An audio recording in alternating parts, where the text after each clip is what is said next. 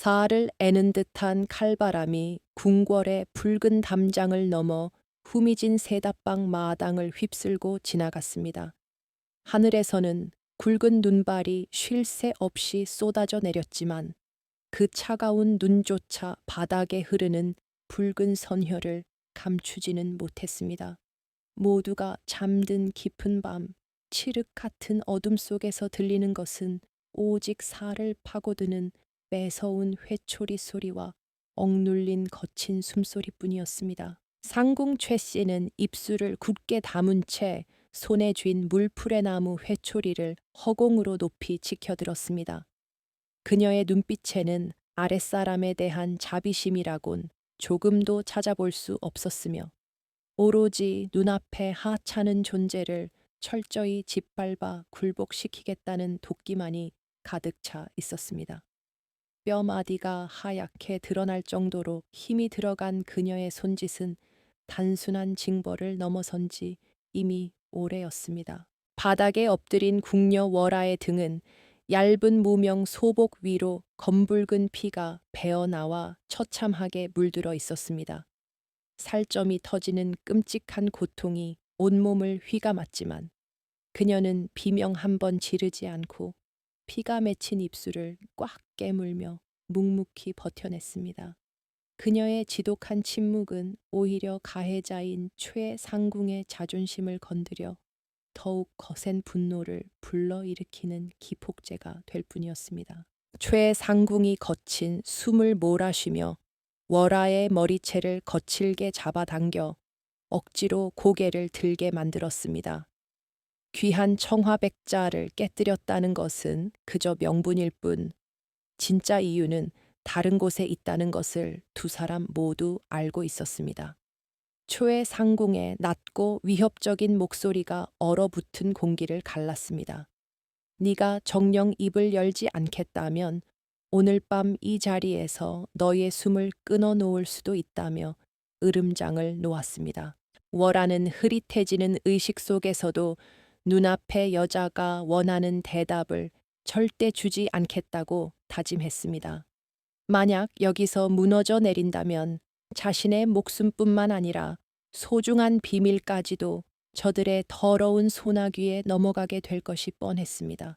그녀는 고통으로 떨리는 눈꺼풀을 애써 들어 올리며 두려움 대신 경멸이 담긴 눈빛으로 최상궁을 똑바로 응시했습니다. 그 시각 궁궐의 담장 너머 그림자 속에 몸을 숨긴 채 이 모든 광경을 지켜보는 사내가 있었습니다. 골룡포 대신 수수한 무명옷을 걸친 왕 이현은 잠행을 마치고 저소로 돌아가던 중이었습니다. 평소라면 궁녀들의 사소한 다툼 따위는 무시하고 지나쳤을 테지만 눈보라 사이로 들려오는 타격음이 그의 발걸음을 멈추게 만들었습니다. 이현은 궁궐이라는 곳이 화려한 단청 뒤에 얼마나 썩어 문드러진 악취를 풍기는지 누구보다 잘 알고 있는 사람이었습니다. 권력을 쥐기 위해 어미가 자식을 버리고 신하가 왕을 기만하는 곳이 바로 이 구중궁궐이었습니다.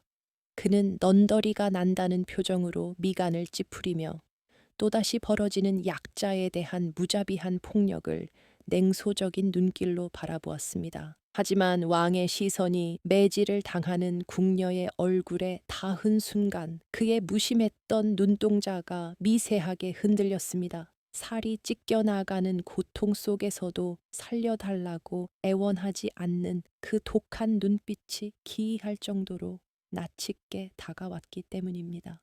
그것은 단순한 오기가 아니라 짐승에게 물려 뜯기면서도 끝까지 급소를 내주지 않으려는 사냥감의 처절한 생존 본능과도 같았습니다. 최상궁은 월아에 굴복하지 않는 태도에 이성을 잃고 회초리를 거꾸로 잡아 손잡이로 내리칠 기세였습니다. 이제는 훈육이 아니라 명백한 사리가 담긴 동작이었습니다. 주변에 있던 어린 생각시들이 공포에 질려 입을 틀어막았지만 감히 나서서 말리는 이는 아무도 없었습니다. 오직 눈보라만이 윙윙거리는 소리를 내며 그 잔혹한 현장을 감싸 안을 뿐이었습니다. 월하는 다가오는 최후의 일격을 예감한 듯 천천히 눈을 감으며 차가운 바닥에 얼굴을 묻었습니다. 아버지의 억울한 죽음을 밝히기도 전에 이렇게 허무하게 죽는 것인가 하는 절망감이 가슴을 찔렀습니다. 그때 허공을 가르며 내려오던 초의 상궁의 팔이 누군가의 강인한 소나귀에 의해 허공에서 딱 멈춰 섰습니다. 최상궁은 자신의 팔을 잡은 힘에 놀라 쏘스라치며 고개를 돌렸다가 숨이 멎을 듯한 공포에 사로잡혔습니다. 어둠 속에서 걸어 나온 사내의 얼굴은 창백했지만 그 눈빛만은 서슬퍼런 칼날처럼 빛나고 있었습니다. 비록 왕의 의복을 갖추지 않았으나 그가 뿜어내는 압도적인 기운은 감히 범접할 수 없는 군주의 위엄 그 자체였습니다. 이현은 잡고 있던 초의 상궁의 팔을 거칠게 뿌리치며 낮고 서늘한 목소리로 입을 열었습니다. 짐의 잠을 방해하는 소리가 어디서 들리나 했더니 바로 이곳이었느냐고 물었습니다. 그의 목소리에는 높낮이가 없었지만 그 안에 담긴 분노는 주위의 공기마저 얼어붙게 만들 만큼 차갑고 무거웠습니다. 최상궁은 사시나무 떨듯 온몸을 떨며 젖은 눈바닥에 머리를 쳐박고 살려달라며 읍소했습니다.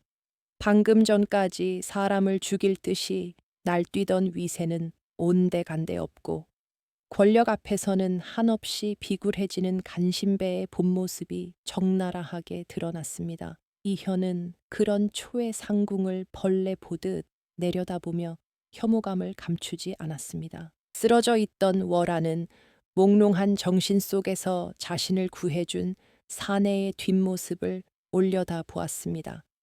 넓은 어깨 위로 하얀 눈이 소복이 쌓여 있었고 그 모습이 마치 거대한 산처럼 느껴졌습니다. 난생 처음 받아보는 보호의 그녀의 가슴 깊은 곳에서 알 수 없는 뜨거운 무언가가 울컥 치밀어 올랐습니다. 그것은 안도감인 동시에 앞으로 닥쳐올 거대한 운명의 소용돌이를 예고하는 전율이었습니다. 이현은 천천히 몸을 돌려 피투성이가 된 채 바닥에 널브러진 월에게 다가갔습니다. 그는 무릎을 굽혀 그녀의 시선과 눈높이를 맞추고는 피와 흙으로 얼룩진 그녀의 얼굴을 찬찬히 뜯어보았습니다. 가까이서 본 그녀의 눈동자는 깊은 슬픔을 담고 있었지만 그 너머에는 여전히 꺼지지 않는 불씨가 타오르고 있었습니다. 왕은 직감했습니다. 이 여인은 우연히 만난 것이 아니라 필연이 이끌어온 존재라는 것을 말입니다. 이현은 굳게 다물었던 입술을 열지 않고 천천히 자신의 어깨를 감싸고 있던 두터운 털가죽 망토의 매듭을 풀기 시작했습니다. 하얀 입김이 허공으로 흩어지는 차가운 밤 공기 속에서 왕의 갑작스러운 행동은 주위에 있던 모든 이들의 숨을 죽이게 만들었습니다. 왕이 친히 의복을 벗는다는 것은 법도에 어긋날 뿐만 아니라 상상조차 할 수 없는 파격적인 일이었기 때문입니다. 그는 벗어낸 망토를 들어 피와 눈물로 얼룩진 월하의 가냘픈 어깨 위로 조심스럽게 덮어주었습니다.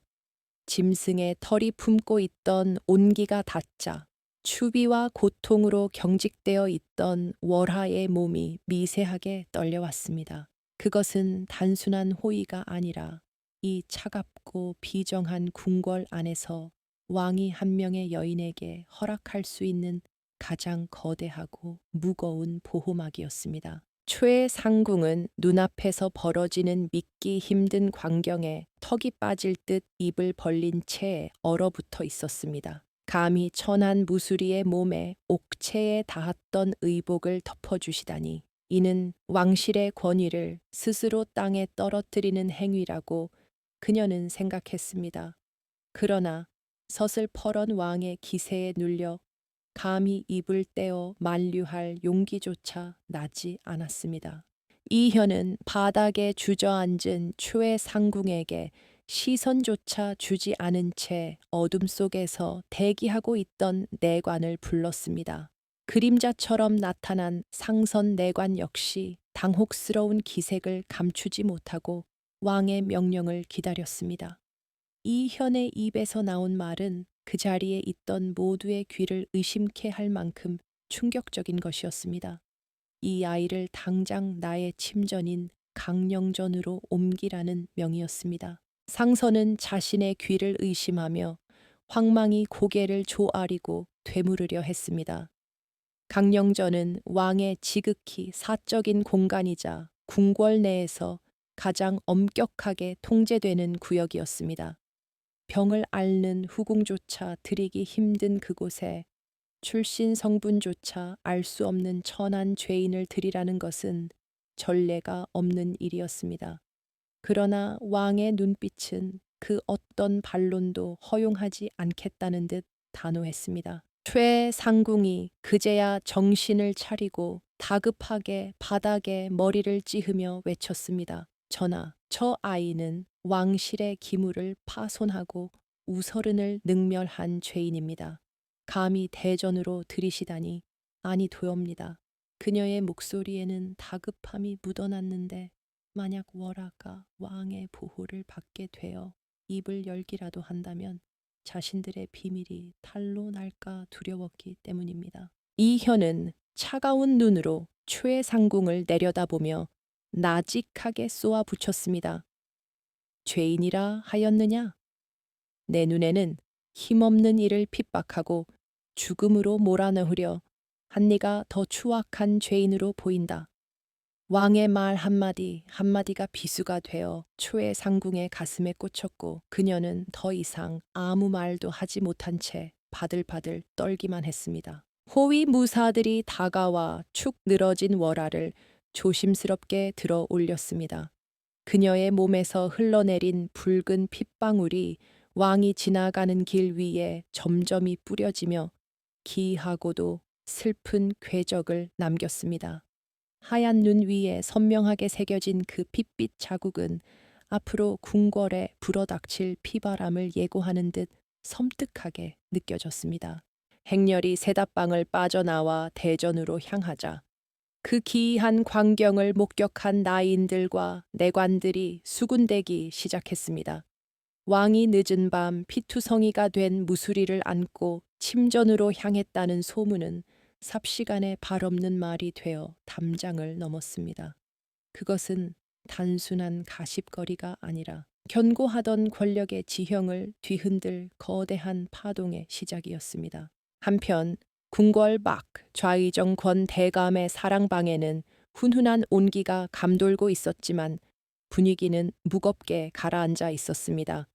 신복으로부터 급보를 전해 들은 권 대감은 쥐고 있던 찻잔을 찻상 위에 거칠게 내려놓았습니다. 뜨거운 찬물이 넘쳐 흘러 찻상을 적셨지만 그는 개의치 않고 날카로운 눈빛으로 허공을 노려보았습니다. 단순히 왕이 여사에게 빠져 궁녀를 취한 것이라면 오히려 반길 일이었습니다. 하지만 보고에 따르면 왕이 데려간 아이는 바로 초해상궁이 처리하려 했던 그 문제의 세답방 아이였습니다. 권 대감은 본능적으로 일이 틀어졌음을 직감했습니다.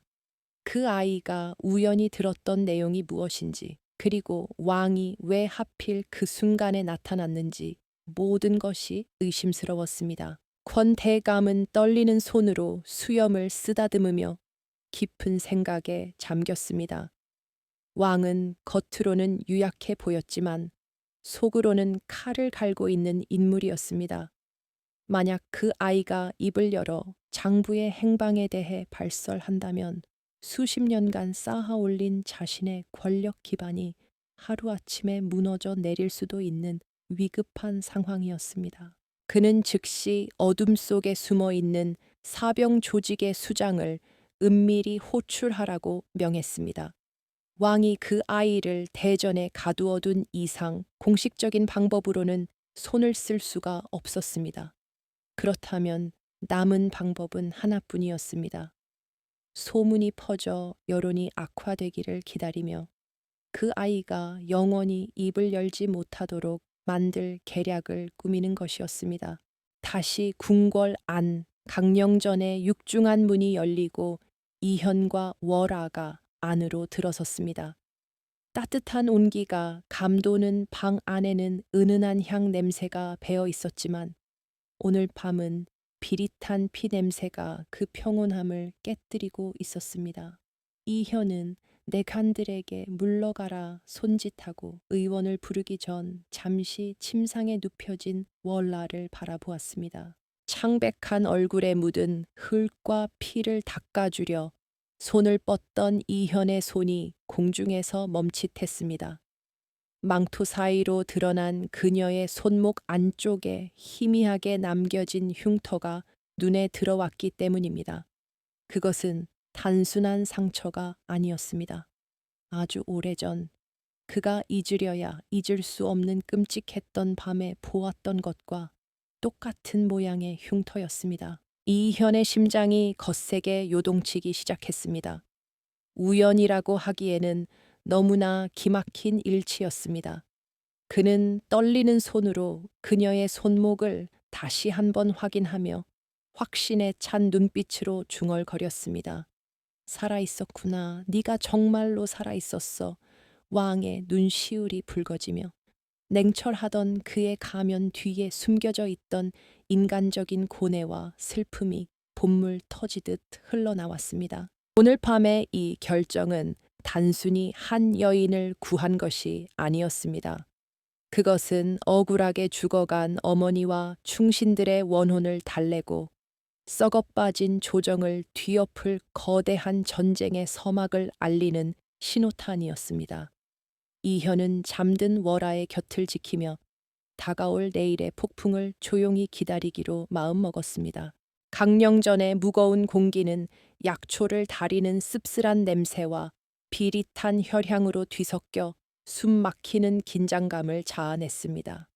한밤중에 급히 불려온 어인은 식은 땀을 흘리며 침상 옆에 무릎을 꿇고 앉았습니다.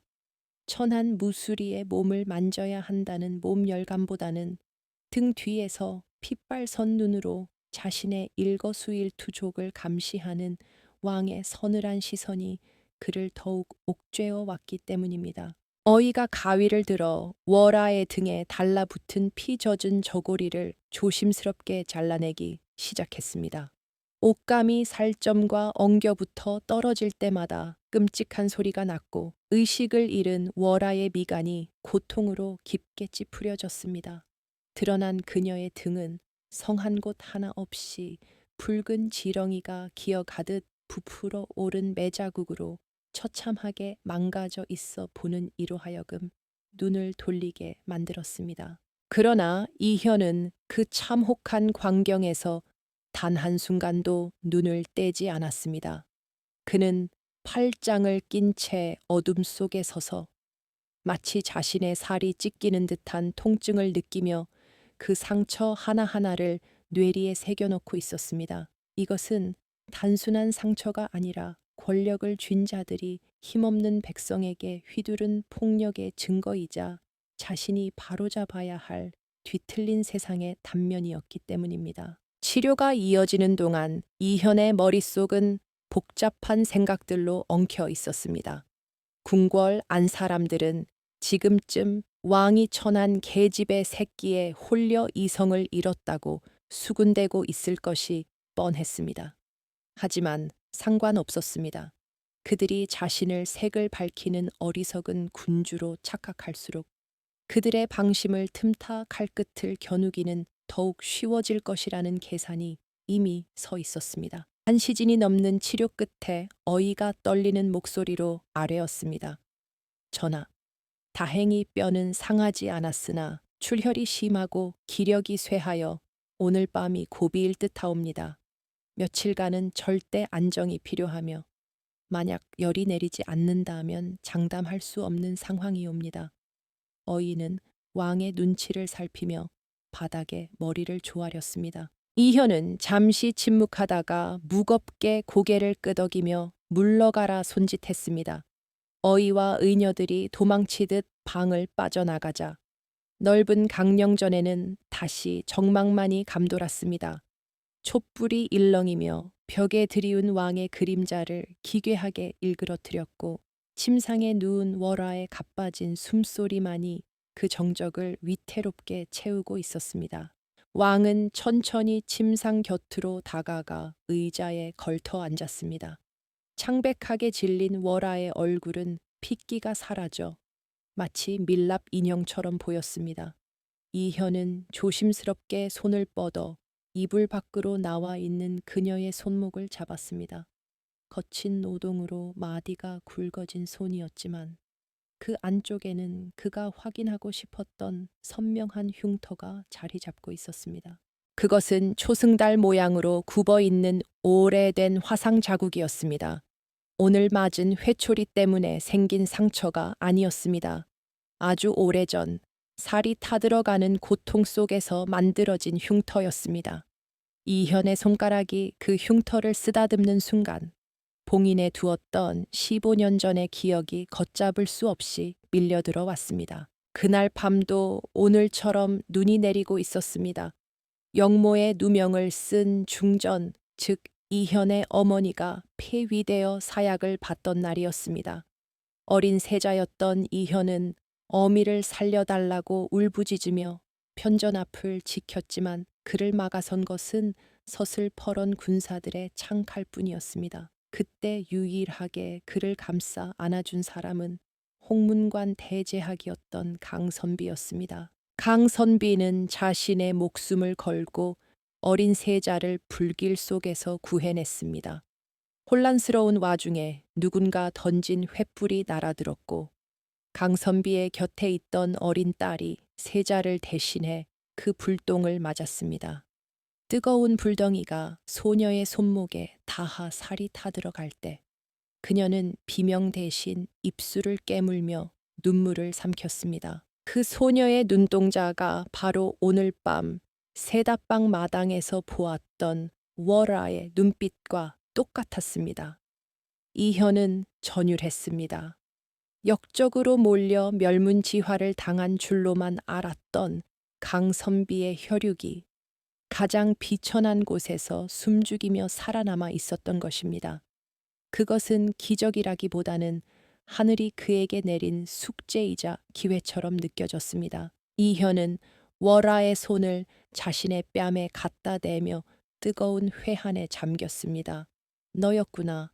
내 어미와 너의 아비가 목숨을 바쳐 지켜낸 생명이 바로 너였어. 짐이 호의호식하며 왕좌에 앉아있는 동안 너는 이 지옥 같은 곳에서 짐승보다 못한 취급을 받으며 버텨왔던 것이냐. 왕의 눈에서 참았던 눈물 한 방울이 툭 떨어져 월아의 손등을 적셨습니다.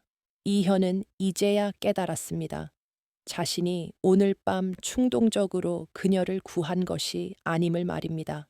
그녀의 눈빛이 자신의 영혼 깊은 곳에 잠들어 있던 부채의식을 깨운 것이었습니다. 그는 단순히 매 맞는 궁녀를 구한 것이 아니라 잃어버린 자신의 양심과 정의를 다시 찾아온 것이나 다름없었습니다. 하지만 감상에 젖어 있을 시간은 없었습니다. 그녀가 강선비의 딸이라는 사실이 밝혀진다면 좌의정 권 대감과 그 일파는 수단과 방법을 가리지 않고 그녀를 죽이려 들 것입니다. 그녀는 살아있는 증거이자 그들의 죄악을 낱낱이 고발할 수 있는 유일한 생존자이기 때문입니다. 이현의 눈빛이 슬픔에서 다시금 서늘한 살기로 바뀌었습니다. 이현은 월아의 손을 이불 속으로 소중히 넣어주며 나직하게 속삭였습니다. 살아다오. 반드시 살아나야 한다. 네가 겪은 고통의 만배로 저들에게 되갚아 줄 것이다. 그러니 제발 짐의 곁에서 버텨다오. 그것은 잠든 여인을 향한 애원인 동시에 스스로에게 다짐하는 피의 맹세였습니다. 그때 문 밖에서 상선 내관의 다급한 기침 소리가 들려왔습니다. 전하, 좌의정 대감께서 드실 것이 있다며 뵙기를 청하고 계십니다. 늦은 밤에 불쑥 찾아온 불청객의 방문, 냄새를 맡은 하이에나가 먹잇감을 확인하러 온 것이 분명했습니다. 이현은 차갑게 입꼬리를 올리며 온매무새를 가다듬었습니다. 그는 침상 옆에 놓인 호롱불에 심지를 돋우며 자리에서 일어났습니다. 올 테면 와보라지. 내 너희들의 추악한 낯짝을 낱낱이 비웃어주마. 이현은 월화를 뒤로 하고 닫힌 문을 향해 걸어갔습니다. 그의 발걸음에는 더 이상 망설임이 없었습니다. 이제부터 시작될 싸움은 단순한 권력 다툼이 아니라 과거와 현재를 관통하는 처절한 복수극이 될 것이었습니다. 문이 열리고 차가운 밤바람이 밀려들어 왔지만 이현의 가슴 속에서 타오르는 불길은 그 무엇으로도 끌 수 없었습니다. 그는 문 밖에 서 있는 어둠을 향해 당당하게 걸어 나갔습니다. 이제 곧 궁궐은 피와 눈물 그리고 진실을 밝히려는 거대한 폭풍 속으로 휘말려 들어갈 것입니다.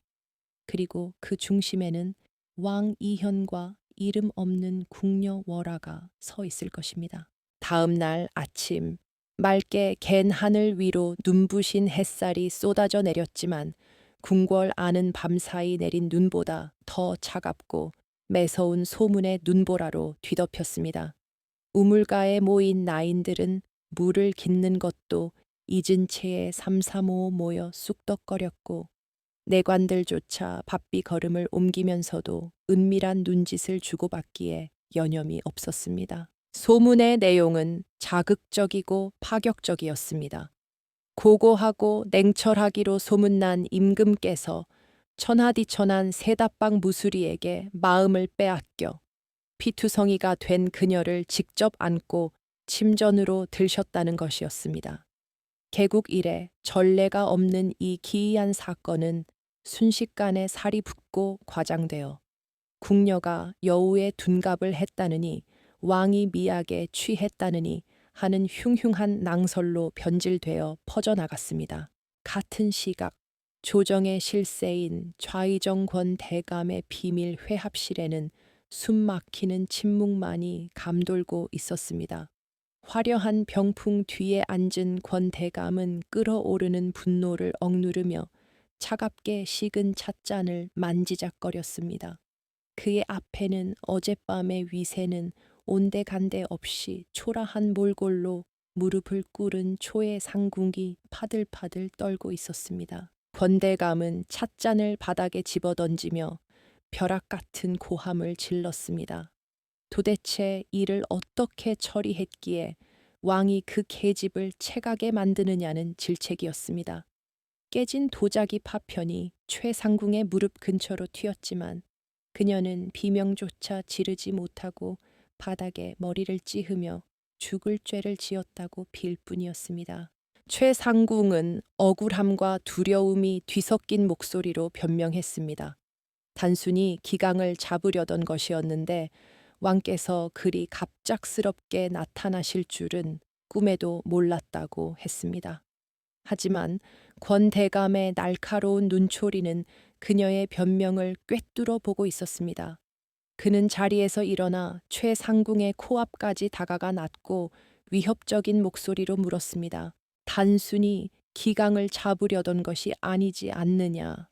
네가 그 아이를 그토록 모질게 다룬 진짜 이유는 그 아이가 보지 말아야 할 것을 보았기 때문이 아니더냐. 권 대감의 정곡을 찌르는 지적에 최상궁의 얼굴이 흙빛으로 변했습니다. 그녀의 동공이 지진이라도 난 듯 심하게 흔들렸습니다. 사실이었습니다. 며칠 전 초의 상궁이 권 대감의 신복에게서 뇌물 장부가 담긴 붉은 책자를 건네봤던 그 은밀한 현장을 월화가 목격했던 것입니다. 비록 월화는 인기척에 놀라 도망쳤지만 초의 상궁은 그녀의 뒷모습을 똑똑히 기억하고 있었습니다. 입을 막기 위해 누명을 씌워 죽이려 했던 계획이 왕의 개입으로 수포로 돌아간 것이었습니다. 권 대감은 뒷짐을 지고 방 안을 서성이며 빠르게 머리를 굴렸습니다.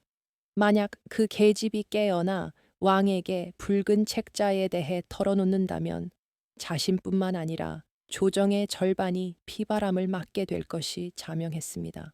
왕은 지금 그 계집을 인질 삼아 자신들의 목을 겨누고 있는 것이나 다름없었습니다. 그렇다고 왕의 침전인 강령전에 자객을 보낼 수도 없는 노릇이었습니다. 경비가 삼엄할 뿐만 아니라 실패할 경우 영모로 몰려 삼족이 멸할 위험이 컸기 때문입니다. 권대감은 끓어오르는 초조함을 억누르며 가장 현실적이고 잔인한 방법을 모색하기 시작했습니다. 칼 대신 혀로 사람을 죽이는 방법이었습니다. 권대감은 초의 상궁을 내려다보며 차가운 미소를 지었습니다. 당장 궁 안에 소문을 퍼뜨려라. 그 계집이 왕실의 보물을 훔치려다 들키자 요사스러운 술수로 전하의 눈을 가렸다고 말이다. 그리고 사헌부 관리들을 움직여 왕이 처한 죄인을 감싸고 돈다며 상소를 올리게 만들어야 했다.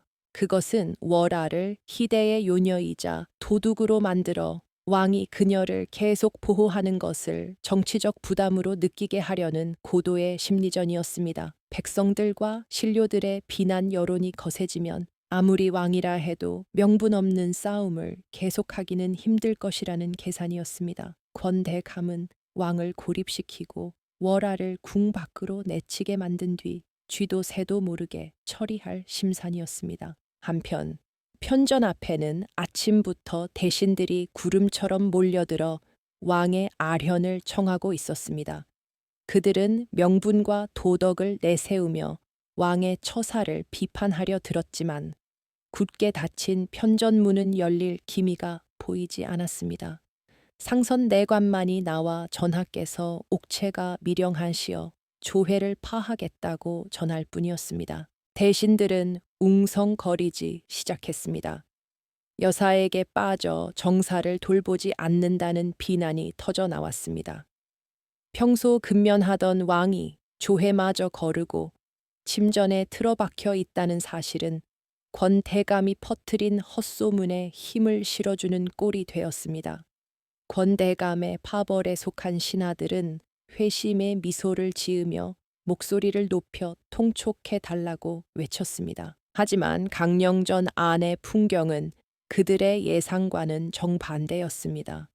이현은 헝클어진 옷차림이나 술 냄새는커녕 단정하게 의관을 정제하고 서책을 읽고 있었습니다. 다만 그의 시선은 글자가 아닌 침상에 누워 식은 땀을 흘리며 사경을 헤매는 월에게 고정되어 있었습니다. 밖에서 들려오는 신하들의 고함 소리는 그에게 그저 성가신 소음일 뿐이었습니다. 이현은 찻잔을 들어 입술을 적시며 싸늘하게 중얼거렸습니다. 지져라. 더 크게 지져라. 너희들이 소란을 피울수록 너희의 불안함만 드러날 뿐이다. 왕은 이미 그들이 어떤 수를 쓸지 꿰뚫어 보고 있었습니다. 그들이 자신을 어리석은 홍운으로 착각하게 만드는 것. 그것이 바로 이현이 노리는 방역의 첫 단계였습니다. 그때 고열에 시달리던 월아가 희미한 신음소리를 내며 몸을 뒤척였습니다. 이현은 즉시 자리에서 일어나 침상으로 다가가 수건으로 그녀의 젖은 이마를 닦아주었습니다. 뜨거운 열기가 손끝에 전해졌습니다. 그녀는 꿈속에서도 무언가에 쫓기는 듯 불안하게 고개를 저으며 알 수 없는 헛소리를 중얼거렸습니다. 이현이 귀를 가까이 대자 끊어질 듯 이어지는 그녀의 목소리가 들려왔습니다.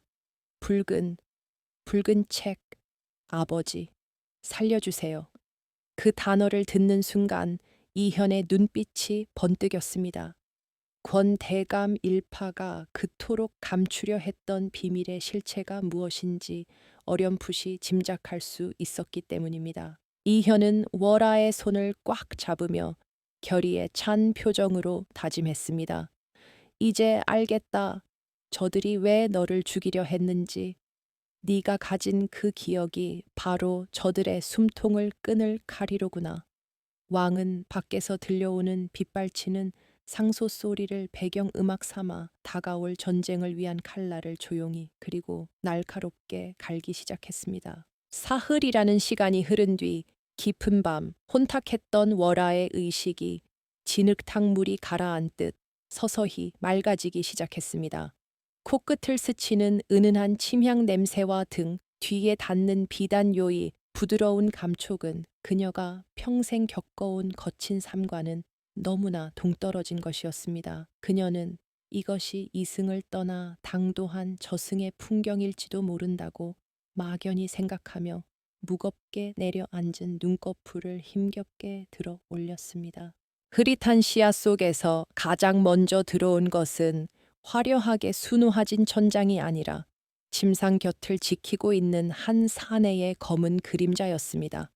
촛불의 일렁임에 따라 춤추는 그 그림자는 거대하고 위압적이었으나 어딘가 모르게 깊은 고독을 품고 있었습니다.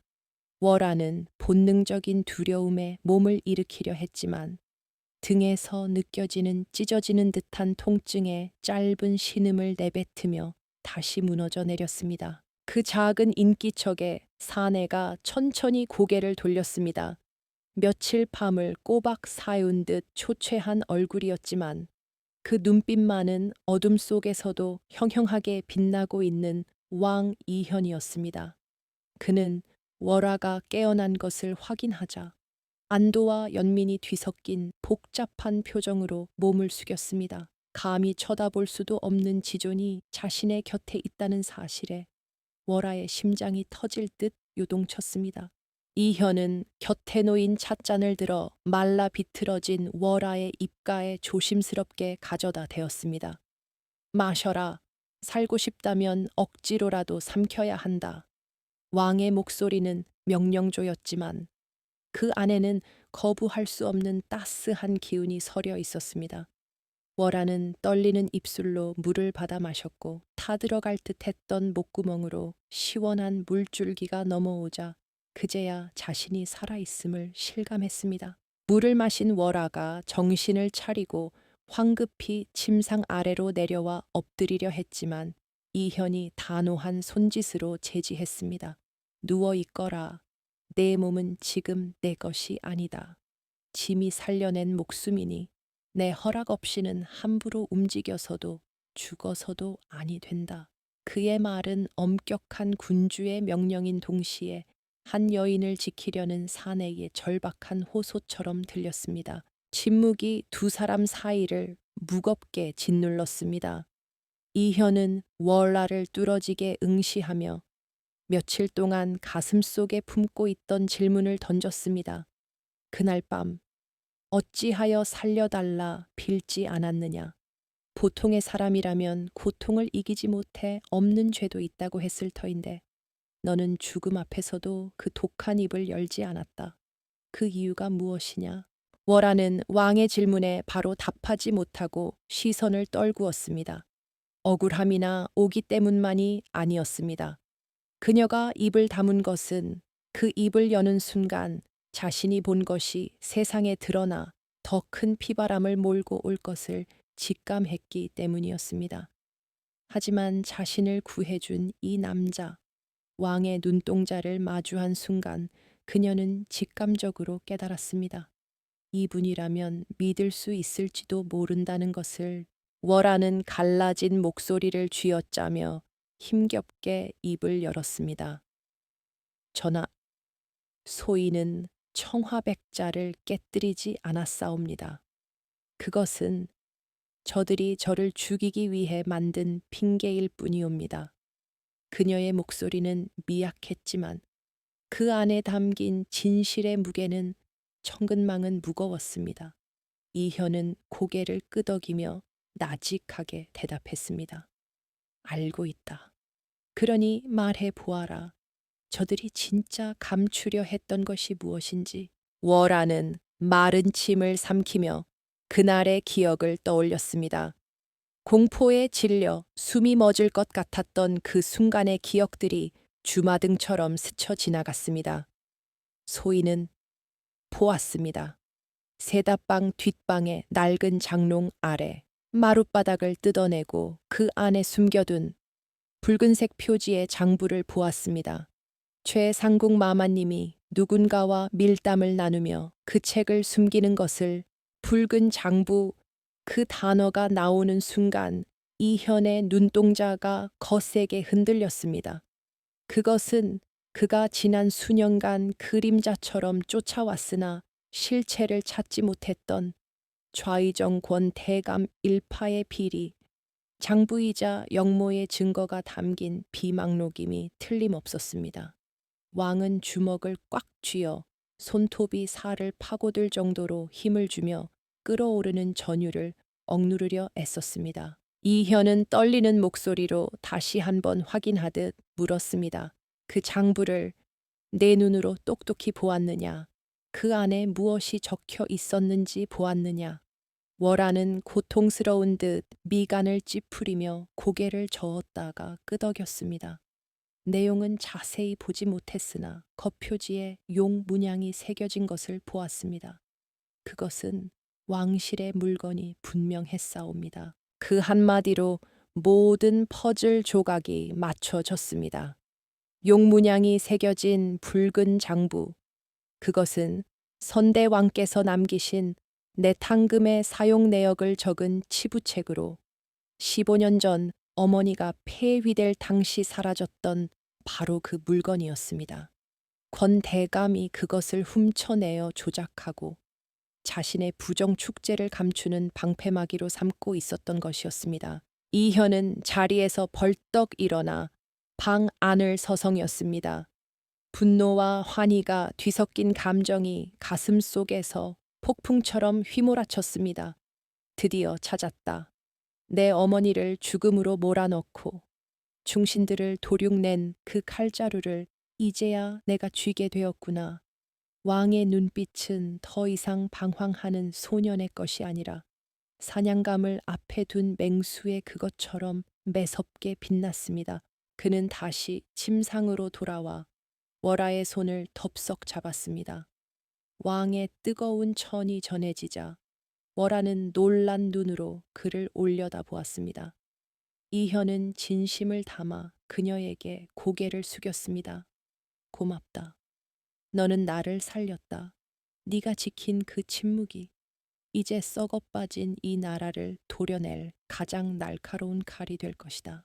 월하는 왕의 말뜻을 온전히 이해할 수 없었지만 그의 눈에서 흐르는 절박함과 진심만은 느낄 수 있었습니다. 천한 무술이인 자신을 귀한 사람 대하듯 바라보는 그 눈빛에 얼어붙었던 그녀의 마음 한구석이 녹아내리는 듯 했습니다. 그녀는 처음으로 살고 싶다는 강렬한 의지를 느꼈습니다. 이 남자를 위해서라도, 아니 자신을 위해서라도 반드시 살아남아야겠다고 다짐했습니다. 하지만 이현은 알고 있었습니다.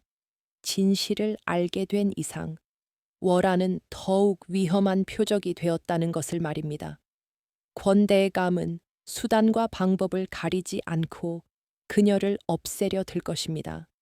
이제부터 벌어질 싸움은 보이지 않는 곳에서 서로의 목을 노리는 피비린내 나는 암투가 될 것이 자명했습니다. 이현은 월하의 이불을 덮어주며 단호하게 말했습니다.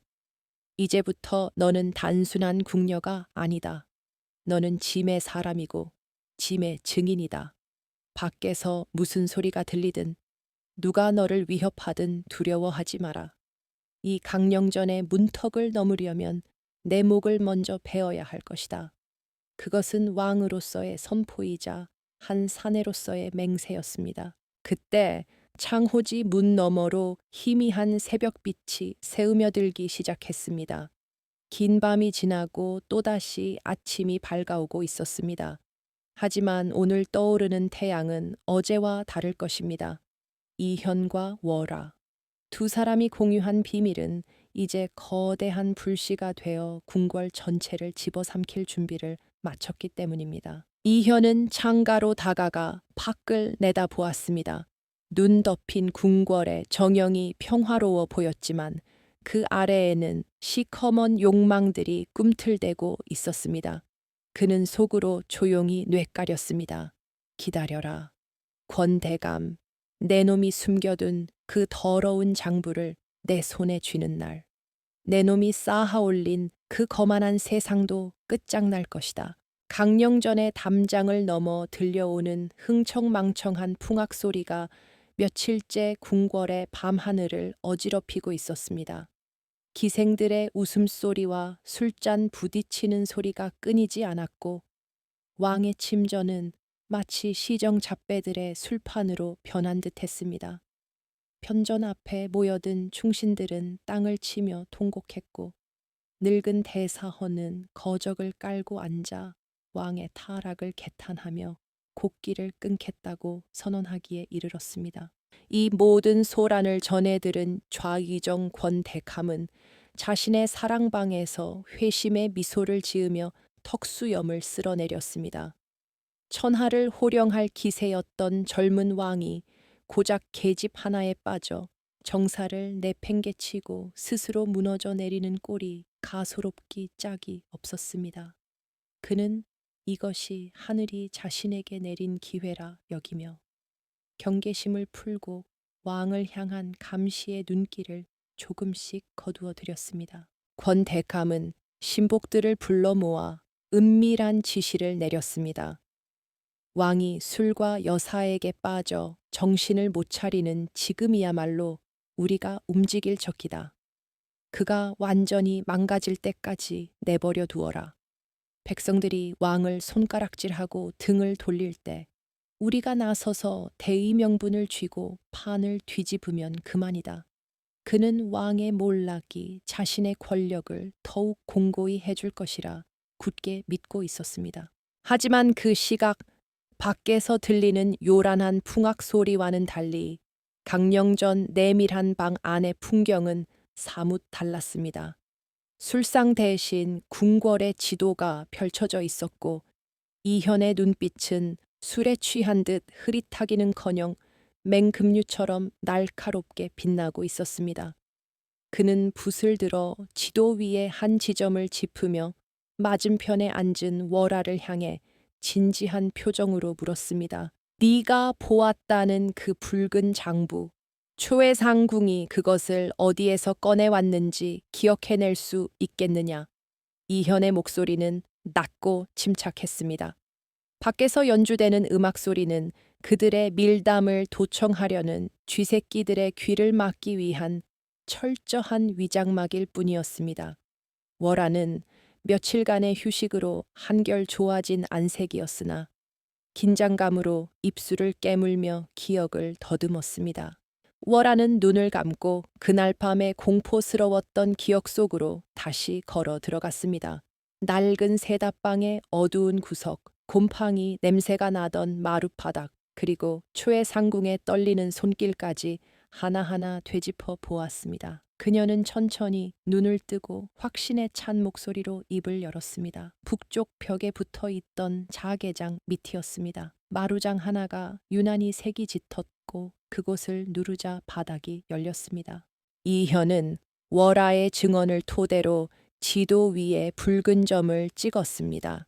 세답방은 궁궐 내에서도 가장 후미진 곳이라 사람들의 발길이 뜸했고 그 점을 이용해 비밀 장소를 만든 것이 분명했습니다. 하지만 문제는 그 장부가 여전히 그곳에 있을지 여부였습니다.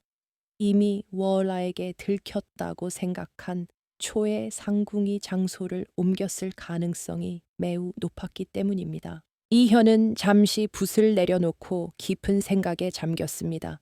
놈들이라면 어디로 옮겼겠는가? 가장 안전하다고 생각하는 곳, 아니면 등잔 밑이 어둡다는 말을 이용하여 의외의 장소를 택했을 수도 있다.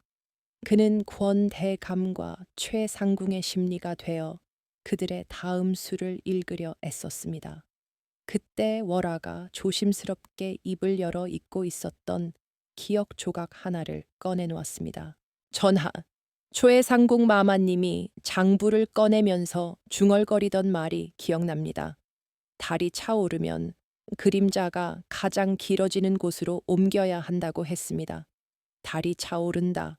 그 말을 듣는 순간 이현의 머릿속에 번개 같은 깨달음이 스쳐 지나갔습니다. 곧 다가올 정월 대보름, 그리고 궁궐 안에서 달 그림자가 가장 길게 들이우는 곳. 그곳은 바로 경회루의 연못 한가운데 있는 인공섬이었습니다. 평소에는 왕실의 연회 장소로 쓰이지만 겨울에는 연못이 얼어붙어 사람의 접근이 차단되는 곳이기도 했습니다. 이현은 무릎을 탁 치며 감탄했습니다. 과연 교활한 늙은 여우들이로구나.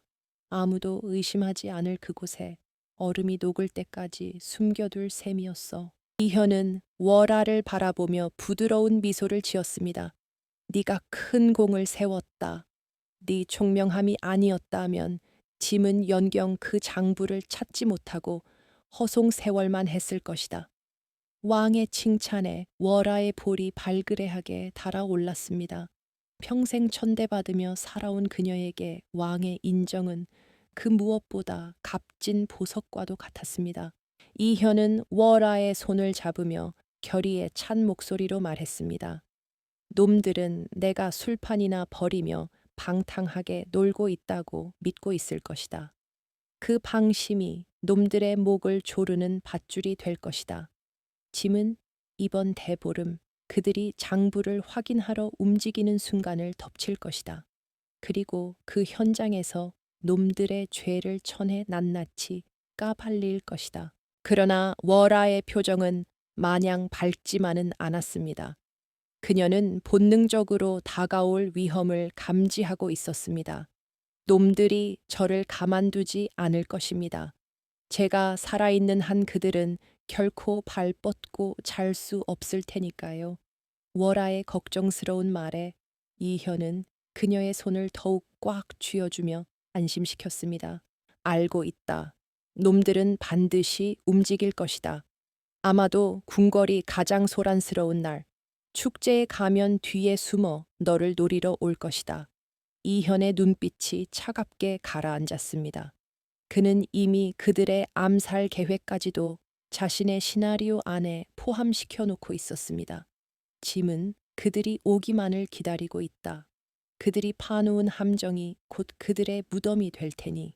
이현은 다시 붓을 들어 종이 위에 복잡한 동선을 그리기 시작했습니다. 그것은 단순한 이동 경로가 아니라 놈들을 일망타진하기 위해 치밀하게 설계된 사냥터의 설계도였습니다. 월아는 왕의 옆에서 묵묵히 먹을 갈며 자신을 미끼로 던져 거악을 잡으려는 왕의 위험한 도박에 기꺼이 동참하기로 마음먹었습니다. 밤이 깊어가고 밖의 풍악 소리는 점점 잦아들었지만 강령전 안의 열기는 더욱 뜨거워졌습니다. 두 사람은 밤새 머리를 맞대고 작전을 세웠습니다. 왕과 궁녀라는 신분의 벽을 넘어 생사를 함께하는 동지로서의 유대감이 그들 사이에 싹트기 시작했습니다. 그것은 연정보다 깊고 충성심보다 뜨거운 전우회였습니다. 새벽 달기 울 무렵 이현은 붓을 내려놓고 지친 기색으로 창밖을 바라보았습니다. 이제 곧 날이 밝으면 또다시 미친 척 연기를 해야 할 시간이었습니다. 하지만 그의 가슴 속에는 승리에 대한 확신이 타오르고 있었습니다. 다가오는 정월 대보름, 그 화려한 달빛 아래서 벌어질 피의 축제가 기다려질 뿐이었습니다. 이현은 월아에게 따뜻한 눈길을 보내며 나직하게 속삭였습니다. 조금만 더 버텨다오. 이 긴 밤이 지나면 너와 나를 옥죄던 저 어둠도 물러갈 것이다. 월아는 묵묵히 고개를 끄덕이며 왕의 등 뒤로 떠오르는 여명을 바라보았습니다. 운명의 시간이 시시각각 다가오고 있었습니다. 마침내 결전의 날인 정월 대보름이 밝았습니다. 궁궐 곳곳에는 수천 개의 형형색색 등불이 내걸려 대낮처럼 환한 빛을 뿜어내고 있었고 밤하늘에는 둥근 보름달이 떠올라 그 화려함을 더해 주었습니다. 멀리서 들려오는 풍각 소리와 사람들의 웃음소리가 담장을 넘어 강령전의 깊숙한 곳까지 새으며 들었지만 그 소란스러움은 오히려 다가올 폭풍전야의 고요함을 더욱 옥죄는 듯했습니다. 이현은 붉은 골룡포 대신 화려한 비단옷을 걸치고 일부러 술 냄새를 풍기며 비틀거리는 걸음으로 연회장으로 향하는 척했습니다. 그의 곁에는 화려하게 치장한 월화가 따르고 있었는데 그녀의 얼굴은 두껍게 바른 연지곤지로 가려져 있었지만 파들파들 떨리는 송근만은 감출 수가 없었습니다. 이현은 남들 눈을 피해 슬쩍 그녀의 손을 잡아쥐며 눈빛으로 무언의 용기를 불어넣어 주었습니다. 좌이정 권 대감은 연회장 상석에 앉아 술잔을 기울이며 멀리서 비틀거리는 왕의 모습을 흐뭇하게 지켜보고 있었습니다. 그의 입계는 비릿한 미소가 감돌았는데 오늘 밤이야말로 눈엣가시 같았던 저 계집을 처리하고 왕을 완전히 꼭두각시로 만들 절호의 기회라고 확신했기 때문입니다. 그는 신복에게 은밀한 눈짓을 보냈고 곧 어둠 속에서 대기하고 있던 검은 그림자가 소리 없이 사라졌습니다. 이현은 취한 척 연회장을 빠져나와 후원의 외딴 정자인 부용정으로 향했습니다. 그는 주위에 들리도록 큰 소리로 주정을 부리며 월라에게 이곳에서 기다리라고 명했습니다. 자신이 잠시 술을 깨고 올 동안 아무도 들이지 말라는 엄포와 함께 그는 호위 무사들조차 물리고 비틀거리며 어둠 속으로 사라지는 척했습니다. 홀로 남겨진 월화는 차가운 마룻바닥에 앉아 쿵쾅거리는 심장 소리를 들으며 마른 침을 삼켰습니다. 창호지 문 너머로 어른거리는 등불 그림자가 마치 자신을 노리는 악귀들의 손짓처럼 느껴져 온몸에 소름이 돋았습니다. 왕은 반드시 지켜주겠다고 약속했지만 죽음의 공포는 이성보다 훨씬 더 깊고 원초적인 본능을 자극하며 그녀를 짓눌러 왔습니다. 월화는 품속에 감춰둔 작은 은장도를 꽉 쥐었습니다. 만약 왕의 계획이 실패한다면 저들의 손에 잡혀 모욕을 당하느니 차라리 스스로 목숨을 끊어 비밀을 지키겠다는 비장한 각오였습니다. 바람이 불 때마다 문풍지가 윙윙거리며 울었고 그 소리에 놀란 월화의 어깨가 흠칫흠칫 떨렸습니다. 시간은 더디게 흘러 찰나의 순간이 영겁처럼 느껴졌습니다. 그때 문 밖에서 사락거리는 미세한 소리가 들려왔습니다. 바람 소리도 나무십 스치는 소리도 아닌 훈련받은 자만이 낼 수 있는 은밀한 발소리였습니다. 월화는 숨을 멈추고 문 쪽을 응시했습니다. 문틈 사이로 얇은 칼날이 들어와 문고리를 소리 없이 걷어 올리는 모습이 보였습니다. 심장이 입 밖으로 튀어나올 것만 같았지만 그녀는 비명을 지르는 대신 눈을 질끈 감았습니다. 드르륵 문이 열리고 차가운 밤 공기와 함께 검은 복면을 쓴 자객이 방 안으로 미끄러져 들어왔습니다. 자객의 손에 들린 서슬퍼런 칼날이 달빛을 받아 섬뜩하게 번뜩였습니다. 그는 망설임 없이 월화를 향해 검을 치켜들었습니다. 단 한 번의 일격으로 숨통을 끊어놓겠다는 명백한 사리가 공간을 지배했습니다. 자객의 칼이 월화의 목을 향해 내리꽂히려는 절체절명의 순간 천장 대들보 위에서 검은 그림자가 낙엽처럼 떨어져 내렸습니다. 챙강하는 쇳소리와 함께 자객의 칼이 허공에서 튕겨나갔고 순식간에 사방의 문이 부서질 듯 열리며 중무장한 금군들이 들이닥쳤습니다. 놀란 자객이 당황하여 뒤로 물러서려 했지만 이미 퇴로는 차단된 상태였습니다. 그는 함정에 빠졌음을 직감하고 품에서 독약을 꺼내 삼키려 했으나 그보다 더 빠른 손길이 그의 턱을 가격했습니다. 억소리와 함께 자객이 바닥에 나뒹굴었고 금군들은 순식간에 그를 제압하여 밧줄로 꽁꽁 묶어버렸습니다. 그때 어둠 속에서 천천히 걸어 나오는 사내가 있었습니다. 방금 전까지 술에 취해 비틀거리던 왕 이현이 아니었습니다. 그의 눈빛은 맑고 차가웠으며 손에는 왕의 권위를 상징하는 검이 들려 있었습니다.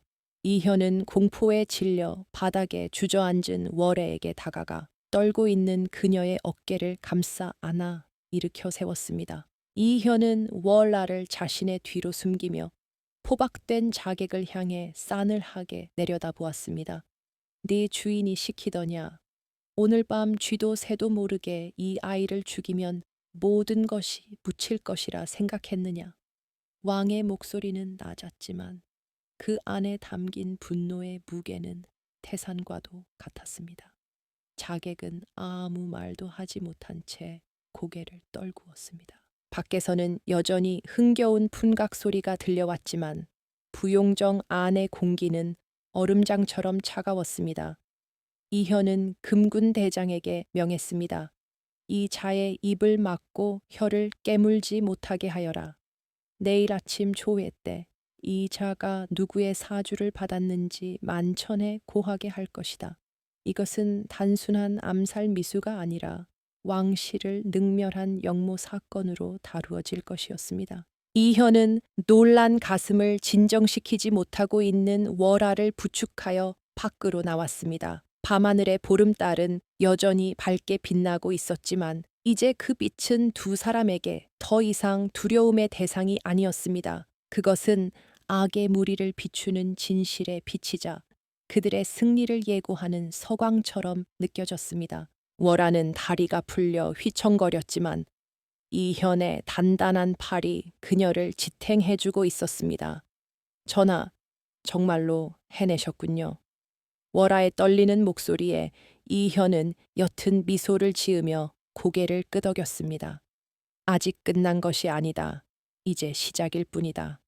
오늘 밤 우리가 잡은 것은 사냥개의 목줄일 뿐, 진짜 사냥감은 아직 연회장에서 술을 마시고 있지 않느냐. 이현의 시선은 화려한 불빛이 넘실 때는 연회장 쪽을 향해 있었습니다. 그곳에는 아무것도 모른 채 승리감에 도취되어 있을 권대감이 있을 것입니다.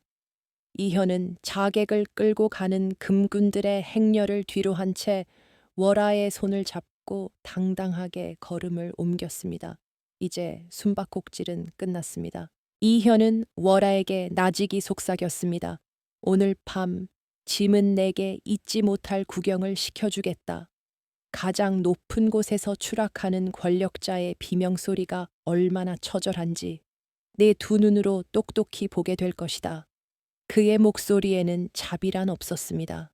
오직 오랫동안 갈고 닦은 복수의 칼날만이 시퍼렇게 번뜩일 뿐이었습니다. 두 사람은 어둠을 뚫고 빛이 있는 곳으로 나아갔습니다. 이제 곧 연회장은 아수라장으로 변할 것이고 권대감의 면전에서 그의 가장 믿었던 신복이자 살인 청부업자가 증인으로 나서게 될 것입니다. 왕의 방역은 이제 막 그 거대한 서막을 올리고 있었습니다. 이튿날 아침 편전의 무거운 공기는 금방이라도 터질 듯한 팽팽한 긴장감으로 가득 차 있었습니다. 밤새 내린 눈이 궁궐 마당을 하얗게 뒤덮었지만 조정의 대신들이 뿜어내는 서슬퍼런 살기는 그 한기를 무색하게 만들 정도였습니다. 좌의정 권대감은 의기양양한 표정으로 맨 앞줄에 서서 용상에 앉아 있는 왕 이현을 향해 싸늘한 눈빛을 보내고 있었습니다. 권대감은 아직 지난밤 부용정에서 일어난 일을 까맣게 모르고 있었습니다. 그는 자객이 임무를 완수했다고 철석같이 믿고 있었으며 오늘 조해야말로 왕을 완전히 무릎 꿇리고 권력을 독점할 대관식이나 다름없다고 생각했습니다. 그는 헛기침을 한 번 크게 하고는 미리 준비해온 상소문을 펼쳐 들고 쩌렁쩌렁한 목소리로 읽어 내려가기 시작했습니다. 전하, 통촉하여 주시옵소서. 근래 궁 안에 요사스러운 기운이 감도라 전하의 총기를 흐리고 국정을 어지럽히고 있사옵니다. 천한 계집 하나가 왕실의 법도를 유린하고 있음에 신들은 비통함을 금할 길이 없사옵니다. 권대감의 목소리에는 거침이 없었고 그의 뒤를 이어 대사헌과 3사의 관리들이 일제히 엎드려 통촉하여 주시옵소서를 합창했습니다. 그들의 주장은 명분상으로는 충심을 가장하고 있었으나 실상은 왕의 사생활을 문제 삼아 정치적 입지를 좁히려는 비열한 협박에 불과했습니다. 권대감은 왕이 수치심에 고개를 들지 못하거나 분노하여 이성을 잃고 날뛸 것이라 예상했습니다. 어느 쪽이든 자신에게 유리한 판세였습니다. 하지만 용상에 앉은 이현의 반응은 권대감의 예상을 철저히 빗나갔습니다. 그는 분노하지도 당황하지도 않은 채 턱을 괴고 삐딱하게 앉아 그들의 아우성을 구경하듯 바라보고 있었습니다. 마치 광대들의 우스꽝스러운 노름을 지켜보는 관객처럼 그의 입계는 알 수 없는 냉소적인 미소가 걸려 있었습니다. 신료들의 목소리가 잦아들 무렵 이현이 천천히 자리에서 일어났습니다. 그는 골룡포 자락을 휘날리며 계단 아래로 내려와 권대감의 코앞까지 다가갔습니다. 왕의 갑작스러운 접근에 당황한 권대감이 움찔하며 뒷걸음질 쳤지만 이현은 그를 똑바로 응시하며 나직하게 입을 열었습니다. 과연 좌의정의 중심은 하늘을 찌르는구려. 내 그토록 나라를 걱정하는 줄은 미처 몰랐소. 이현의 목소리는 부드러웠으나 그 속에 숨겨진 날카로운 가시는 듣는 이의 등골을 서늘하게 만들었습니다.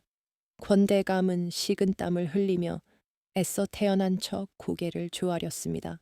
이현은 잠시 침묵을 지키다 갑자기 표정을 싹 바꾸며 천둥 같은 목소리로 호통을 쳤습니다. 허나 그 충심이라는 것이 과연 누구를 위한 것이더냐, 나라를 위한 것이냐, 아니면 내 놈들의 썩어빠진 뱃속을 채우기 위한 것이냐. 왕의 분노가 편전을 뒤흔들자 바닥에 엎드려 있던 신하들의 어깨가 사시나무 떨듯 흔들렸습니다. 권대감은 당황하여 말을 더듬었습니다. 전하, 어찌 그런 망극하신 말씀을. 신은 오직 종묘사직을 위하여. 그러나 이현은 그의 말을 끝까지 듣지 않고 손을 들어 밖을 향해 신호를 보냈습니다. 들라 왕의 짧고 단호한 명령이 떨어지자 굳게 닫혀있던 편전의 문이 육중한 소리를 내며 활짝 열렸습니다. 쏟아지는 아침 햇살을 등지고 2명의 인형이 안으로 들어섰습니다.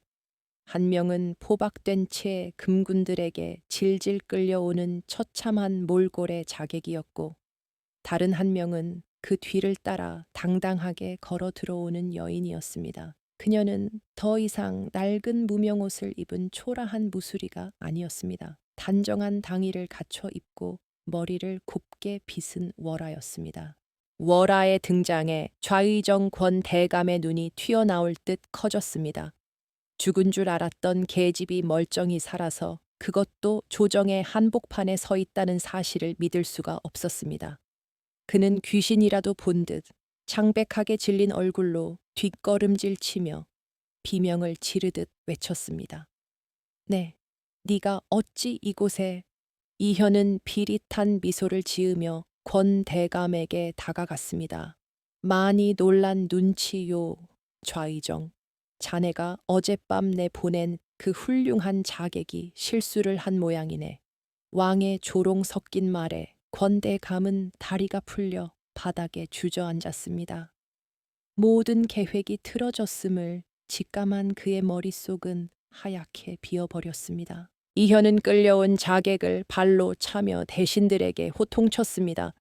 이 자가 누구의 사주를 받았는지 그 더러운 입으로 직접 실토하게 해주랴. 자객은 이미 고문으로 만신창이가 된 상태였지만 권대감을 향해 원망 섞인 눈빛을 보내며 고개를 끄덕였습니다. 편전 안은 순식간에 찬물을 끼얹은 듯한 침묵에 휩싸였습니다. 하지만 이것은 시작에 불과했습니다. 이현은 품속에서 붉은 비단으로 쌓인 낡은 책자 하나를 꺼내 들었습니다. 그것을 보는 순간 권대감의 호흡이 멎을 듯 멈추었습니다. 그토록 찾아 헤매던 그리고 영원히 묻어버리려 했던 바로 그 비망록이었습니다. 이현은 그 책자를 권대감의 면전에 내던지며 끓어오르는 분노를 토해냈습니다. 여기 적힌 것이 무엇인지 아느냐? 이것은 내 놈들이 빼돌린 내 탕금 장부가 아니라 억울하게 죽어간 내 어미와 충신들의 피눈물이다. 15년 전 너희들이 영모를 조작하여 중전을 폐위시키고 국권을 농락한 증거가 이 안에 낱낱이 기록되어 있다. 왕의 폭탄 선언의 조정은 아수라장이 되었습니다. 중립을 지키던 신하들은 경악하여 웅성거렸고 권대감의 일파는 사색이 되어 어쩔 줄을 몰랐습니다. 월하는 그 혼란스러운 와중에도 흔들림 없이 서서 떨리는 눈으로 자신을 바라보는 초의 상궁 편전 밖에서 대기하던을 향해 서늘한 눈빛을 보냈습니다. 권대감은 마지막 발악을 하듯 소리쳤습니다. 전하, 이것은 모함이옵니다. 저 천한 계집이 꾸며낸 거짓 문서에 현혹되시면 아니 되옵니다. 그는 끝까지 자신의 죄를 인정하지 않고 왕을 기만하려 들었습니다. 하지만 이미 기울어진 판세를 되돌리기에는 역부족이었습니다. 이현은 차갑게 웃으며 월에게 눈짓을 했습니다. 월하는 품에서 또 다른 증거물을 꺼냈습니다. 그것은 15년 전 권대감이 초의 상궁에게 내린 암살 지령이 적힌 서찰이었습니다. 월하의 아버지가 목숨을 걸고 딸의 베넷 저고리 속에 숨겨두었던 결정적인 증거였습니다. 이 서찰이 바로 제 아버지가 남기신 유품입니다. 월하의 목소리는 떨렸지만 또렷했습니다. 여기에는 좌의정 대감이 중전마마를 독살하려 했던 계획이 고스란히 담겨 있습니다. 그녀의 증언은 쐐기를 박는 결정타였습니다. 권 대감은 더 이상 변명할 말을 찾지 못하고 만견자실하여 고개를 떨구었습니다. 이현은 서슬 퍼런 눈으로 금군 대장에게 명했습니다. 당장 이 역적 놈들을 포박하여 의금부로 압송하라. 좌의정 권 씨와 상궁 최예 씨, 그리고 그에 동조한 무리들을 모조리 잡아들여 국법의 엄중함을 보여줄 것이다. 왕의 호령이 떨어지자 금군들이 일제히 달려들어 권대감과 그 일파를 제압했습니다. 권대감은 관복이 찢어지고 상투가 풀어 헤쳐진 차에 짐승처럼 끌려나갔습니다. 내가 이 나라를 위해 얼마나 애썼는데 감히 나를 그의 절규는 공허한 메아리가 되어 편전의 기둥을 때렸지만 그를 동정하는 이는 아무도 없었습니다. 권력의 정점에 섰던 자의 말로는 비참하기 그지없었습니다. 상황이 종료되자 이현은 거친 숨을 몰아쉬며 비틀거렸습니다. 오랫동안 짓눌려왔던 거대한 짐을 내려놓은 듯한 허탈감과 해방감이 동시에 밀려왔기 때문입니다. 그때 따뜻한 손길이 그의 팔을 부축했습니다. 월하였습니다. 그녀는 아무 말 없이 왕을 올려다보며 눈물 고인 눈으로 미소를 지었습니다. 이현은 월하의 손을 맞잡으며 떨리는 목소리로 말했습니다. 보았느냐? 네가 지킨 진실이 마침내 어둠을 걷어내었다. 고맙다. 정말로 고맙다. 두 사람은 수많은 신하들이 지켜보는 가운데 서로를 의지하며 서 있었습니다. 그들의 모습은 군신 관계를 넘어선 고난을 함께 헤쳐온 동지이자 연인처럼 보였습니다. 편전 밖에는 어느새 눈이 그치고 파란 하늘이 드러나고 있었습니다. 지붕 위에 쌓인 눈이 햇살을 받아 눈부시게 빛났습니다. 그것은 길고 길었던 겨울이 끝나고 새로운 봄이 오고 있음을 알리는 징조였습니다. 이현과 월하, 두 사람이 열어젖힌 새로운 세상의 서막이었습니다. 차가운 바람이 불어오는 의금부의 지하 감옥은 습하고 어두운 기운으로 가득 차 있었습니다. 평소 조정의 대신들을 호령하며 권세를 누리던 좌의정 권대감은 이제 죄수복을 입고 처참한 몰골로 형틀에 묶여 있었습니다. 그의 곁에는 그토록 위세를 떨던 초의 상궁 역시 산발이 된 머리를 한 채 공포에 질려 바들바들 떨고 있었습니다. 이현은 골룡포 자락을 휘날리며 천천히 그들 앞으로 걸어갔습니다. 그의 뒤로는 횃불을 든 금군들이 도열해 있었고 타오르는 불빛이 죄인들의 일그러진 얼굴을 비추었습니다. 권대감은 왕의 발소리가 가까워지자 비굴하게 고개를 들며 쉰 목소리로 살려달라 애원하기 시작했습니다. 전하, 이 늙은이의 목숨만은 부디 자비를 베풀어 주시옵소서. 이현은 차가운 눈으로 그를 내려다보며 입가에 냉소적인 미소를 지었습니다. 자비라. 내 놈이 권력을 위해 죄 없는 자들을 짓밟고 죽일 때 과연 자비라는 것이 있었더냐. 내 어미가 사약을 받고 피를 토하며 죽어갈 때 너는 뒤에서 웃고 있지 않았더냐. 왕의 목소리는 낮았지만 그 안에 담긴 살기는 감옥 안의 공기를 얼어붙게 만들었습니다. 권대감은 더 이상 할 말이 없는지 고개를 떨구었습니다. 이현은 시선을 돌려 초의 상궁을 바라보았습니다. 그녀는 왕의 눈을 마주치지 못하고 바닥만 응시하고 있었습니다. 네가 그토록 충성했던 주인이 지금 너를 구해주더냐. 너는 썩은 동아줄을 잡고 하늘로 오르려 했던 어리석은 여자일 뿐이다. 왕의 일갈에 최상궁은 참았던 울음을 터뜨리며 오열했습니다. 곧이어 형방 관리가 판결문을 낭독하기 시작했습니다. 죄인권 아무개와 초의 아무개는 왕실을 능멸하고 국정을 농단하였으며 선대 왕비마마를 음해한 대역 죄인님이 명백하다. 이에 참수형에 처하고 그 목을 저잣거리에 내걸어 만백성의 본보기로 삼는다. 판결이 내려지자 권대감은 절망적인 비명을 지르며 발버둥 쳤지만 금군들에 의해 질질 끌려 나갔습니다. 이현은 그들의 비참한 최후를 끝까지 지켜보지 않고 감옥을 빠져나왔습니다. 밖으로 나오자 눈부신 햇살이 쏟아져 내렸지만 그의 마음은 여전히 무거웠습니다. 복수는 끝났지만 죽은 자들은 돌아오지 않는다는 사실이 가슴을 짓눌렀기 때문입니다. 하지만 이제 산자들을 위해 해야 할 일이 남아 있었습니다. 같은 시각 궁궐의 정전 앞마당에는 수백 명의 관료들이 도열해 있었고 그 앞에는 월하가 당당하게 서 있었습니다. 이현은 용상에 앉아 엄숙한 목소리로 교지를 내렸습니다. 오늘 짐은 지난 15년간 묻혀있던 진실을 바로잡고자 한다. 여기 서 있는 이 여인은 천한 무수리가 아니라 역적으로 몰려 억울하게 죽은 전 홍문관 대제학 강선비의 유일한 혈육 강서윤이다. 장내가 술렁거렸습니다. 대신들은 서로 얼굴을 마주보며 놀라움을 감추지 못했습니다. 이현은 계속해서 말을 이었습니다. 짐이 그날 밤 눈보라 속에서 이 아이를 구한 것은 단순히 여사에게 홀려서가 아니었다. 목숨을 바쳐 충절을 지킨 신하의 딸을 지키는 것이 군주된 도리이자 의무였기 때문이다. 이것이 바로 짐이 매 맞던 궁녀를 품에 안은 진짜 이유이다. 이현의 선언은 궁궐 담장을 넘어 백성들에게까지 퍼져나갔습니다. 사람들은 왕의 깊은 뜻과 의리에 감동하며 눈시울을 붉혔습니다.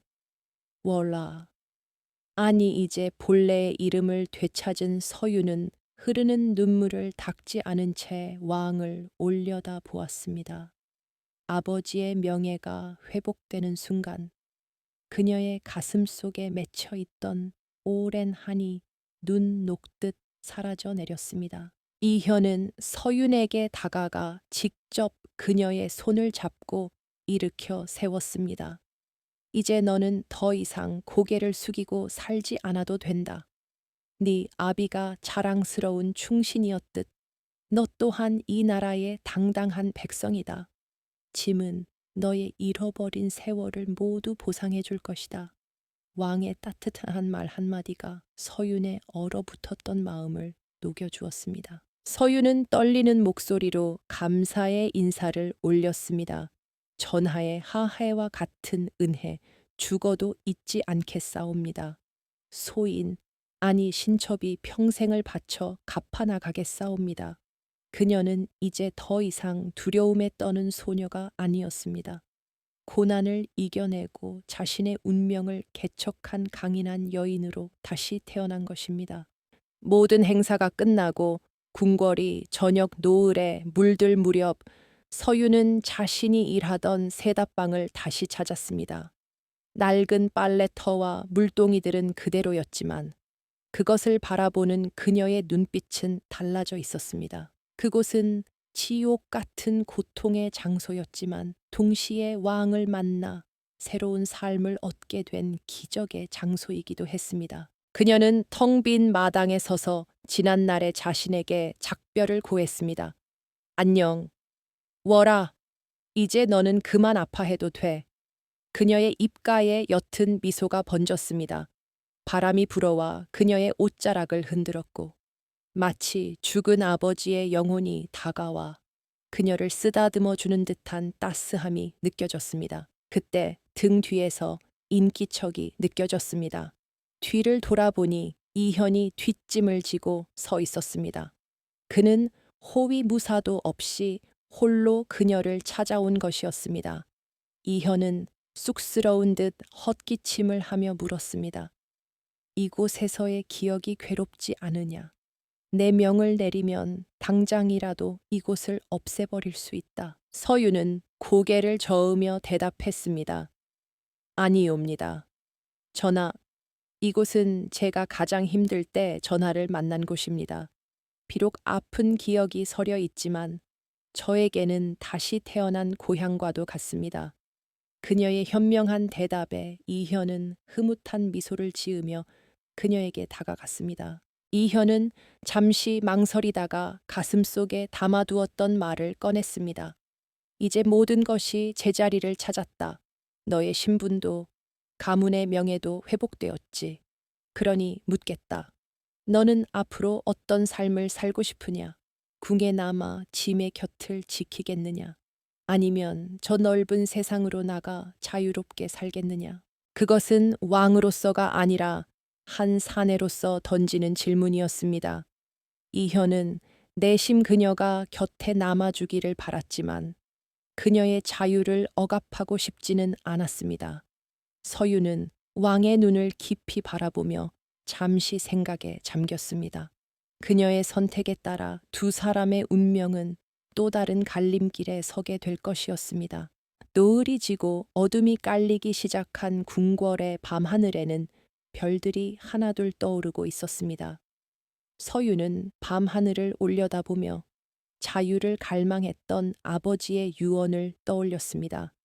하지만 동시에 자신을 목숨 걸고 지켜준 왕에 대한 연모의 정 또한 부정할 수 없었습니다. 그녀의 마음 속에서 두 가지 소망이 팽팽하게 줄다리기를 하고 있었습니다. 서유는 한참 동안 말이 없었습니다.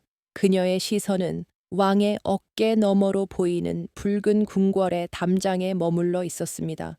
그 높고 견고한 담장은 왕에게는 권력의 상징이자 백성을 지키는 울타리였지만 서윤에게는 어린 시절의 자유를 앗아가고 아버지를 죽음으로 내몬 거대한 감옥과도 같았습니다.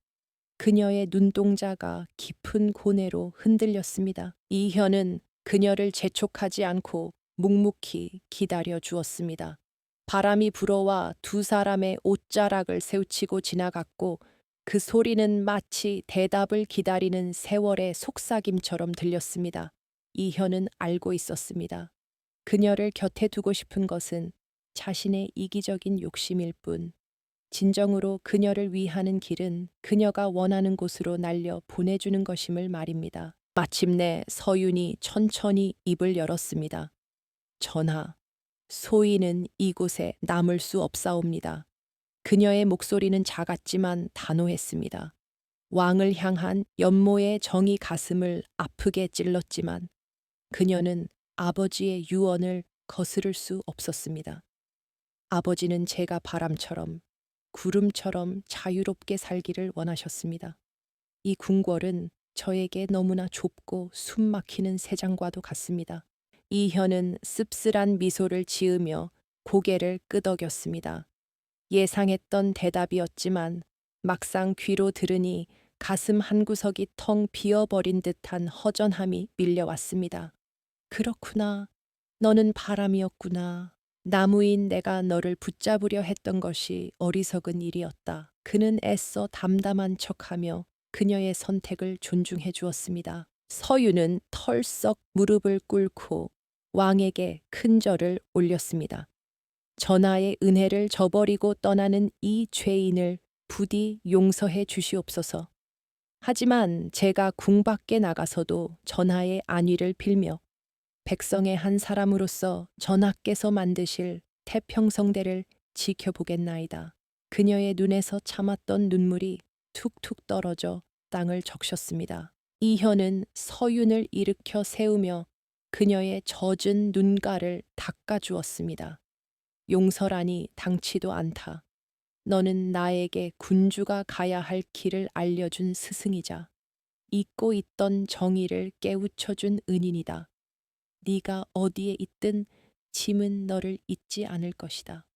두 사람은 서로의 눈을 깊이 바라보며 말로 다 할 수 없는 이별의 아쉬움을 나누었습니다. 다음 날 아침 동이 트자마자 서유는 짐을 꾸려 궁을 나설 채비를 마쳤습니다. 그녀는 화려한 비단옷 대신 수수하지만 깔끔한 무명옷으로 갈아입었습니다.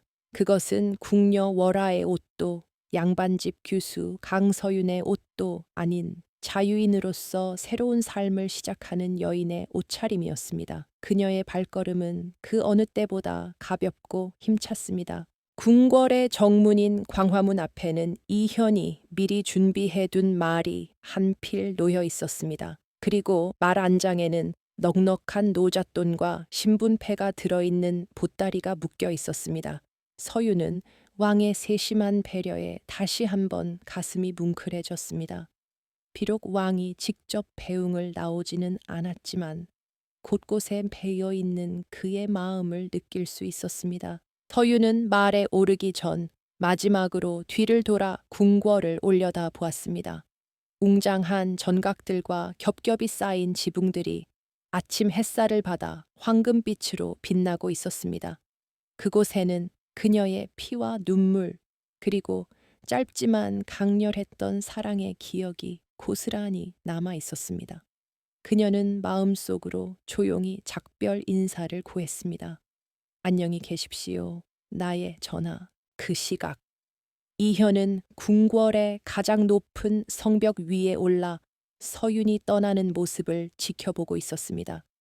저 멀리 점처럼 작아져 가는 그녀의 뒷모습이 시야에서 완전히 사라질 때까지 그는 꼼짝도 하지 않고 그 자리를 지켰습니다. 찬바람이 불어와 그의 볼을 때렸지만 그는 추위조차 느끼지 못하는 듯 했습니다. 상선대관이 조심스럽게 다가와 왕의 등 뒤에 섰습니다. 전하, 이제 그만 들어가시지요. 바람이 찹니다. 이현은 깊은 한숨을 내쉬며 고개를 저었습니다. 조금만 더 있다 가겠다. 아직 내 마음이 저 아이를 보낼 준비가 덜 된 모양이다. 왕의 목소리에는 짙은 고독과 그리움이 배어 있었습니다. 이현은 난간을 꽉 움켜쥐었습니다.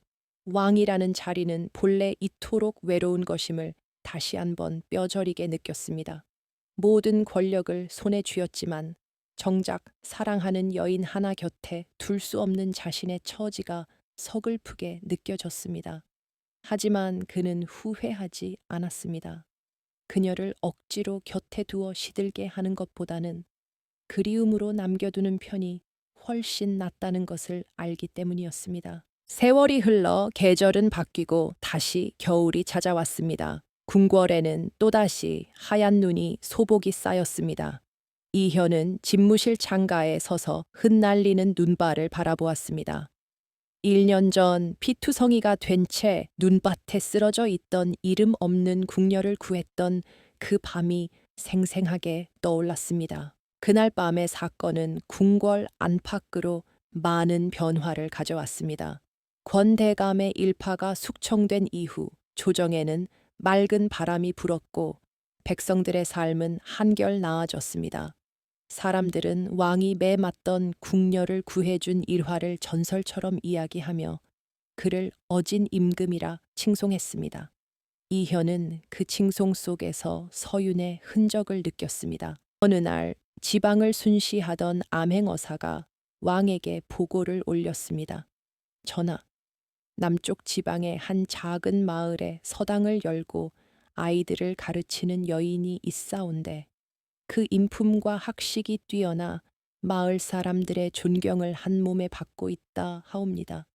그 여인의 이름이 강서윤이라 하더이다. 이현은 그 보고를 듣고 환한 미소를 지었습니다. 그녀가 약속대로 백성들 속에서 훌륭하게 살아가고 있다는 소식은 그에게 어떤 진상품보다 값진 선물이었습니다.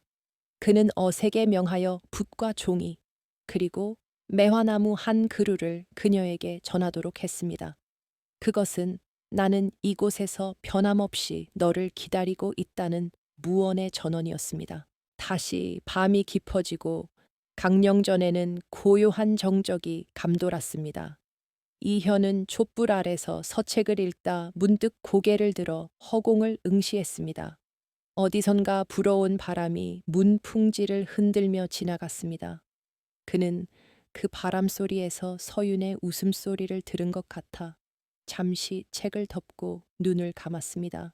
비록 몸은 떨어져 있어도 두 사람의 마음은 같은 하늘 아래서 서로를 비추는 달빛처럼 연결되어 있었습니다. 이현은 더 이상 외롭지 않았습니다. 자신의 가슴 속에 영원히 꺼지지 않는 불꽃 하나를 품고 살아가게 되었으니까요. 그는 다시 붓을 들어 정사를 돌보기 시작했습니다. 그녀가 지켜보고 있을 태평성대를 만들기 위해서 말입니다. 이야기는 여기서 끝이 납니다.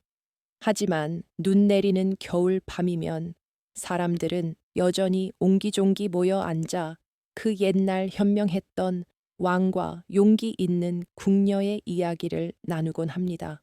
권력의 비정함 속에서도 피어난 인간 애와 정의 그리고 서로를 위해 놓아주었던 숭고한 사랑 이야기는 차가운 눈바닥을 녹이는 따뜻한 온기가 되어 영원히 전해질 것입니다.